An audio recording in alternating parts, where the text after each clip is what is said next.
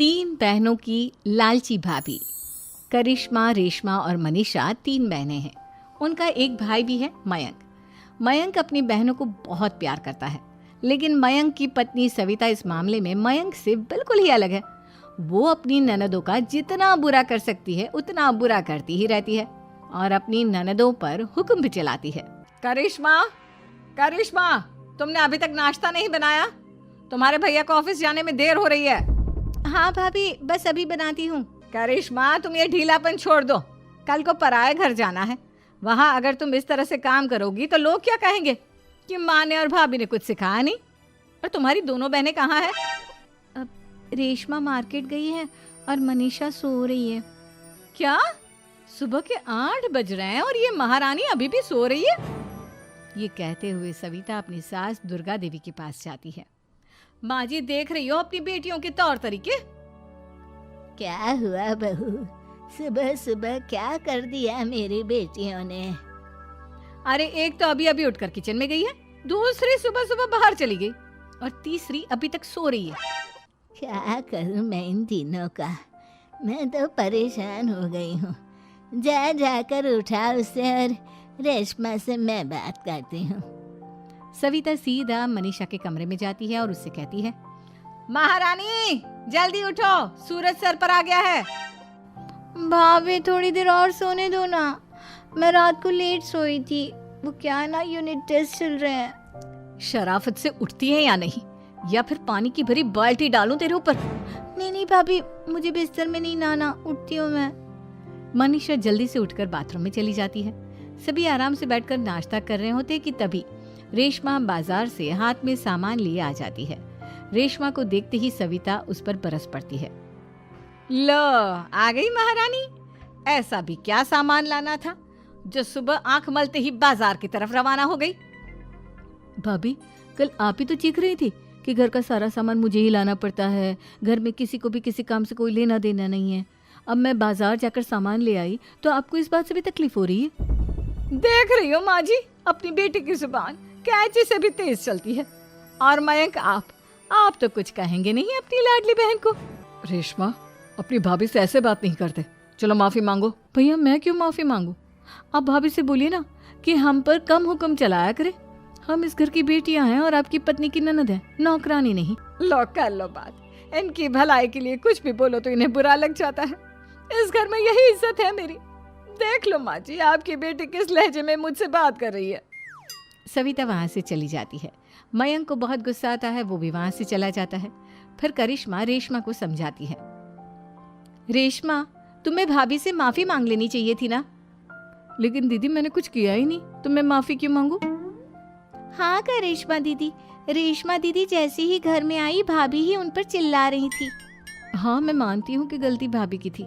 मैं तो इसलिए बोल रही हूँ कि भाभी ने माँ को तो पूरी तरह अपने वश में कर लिया है। वो हमारी बात सुनती ही नहीं।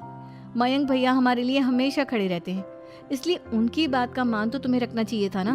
कोई फायदा नहीं दीदी, कुछ दिनों की बात और है, भाभी उन्हें भी हमारे खिलाफ भड़का देंगी। फिर वो भी माँ की तरह हमारी किसी बात का विश्वास नहीं करेंगे। इसी तरह सविता अपनी तीनों ननदों को किसी न किसी बात पर परेशान करती रहती थी। एक दिन मयंक अपनी तीनों बहनों के लिए गिफ्ट लाया। करिश्मा, ये तुम्हारे लिए हार का सेट। रेशमा, तुम्हारे लिए सुंदर सी ड्रेस। और मनीषा, तुम्हें किताबें पसंद है ना, तुम्हारे लिए किताबें लाया हूँ। थैंक यू भैया। थैंक यू भैया। थैंक यू भैया। करिश्मा, तुम्हारा नेकलेस कितना सुंदर है। ये भैया कहाँ से ले आए होंगे? मैंने भैया को 3 दिन पहले फोन पर ये डिजाइन दिखाया था और आज भैया ये ले आए। सविता तो अपनी ननदों के गिफ्ट्स देखकर जल गई और करिश्मा का नेकलेस तो उसे भी बहुत पसंद आया था। अपनी बहनों के लिए कितना अच्छा नेकलेस लेकर आए हैं, मुझे कभी कोई गिफ्ट नहीं दिया।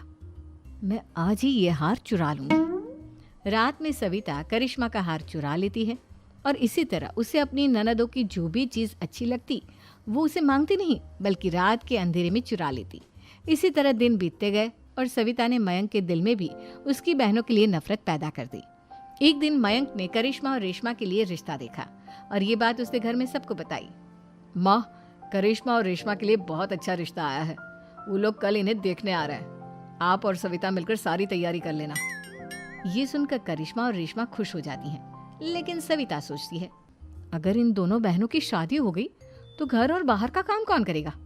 मनीषा तो एक नंबर की कामचोर है, उससे तो किसी बात की उम्मीद लगाना ही बेकार है। मुझे इस शादी को रोकना होगा। अगले दिन सभी लड़के वालों के स्वागत की तैयारी करने में लगे होते हैं। तभी मयंक अपनी बहनों से आकर कहता है, तैयार हो गई तुम दोनों?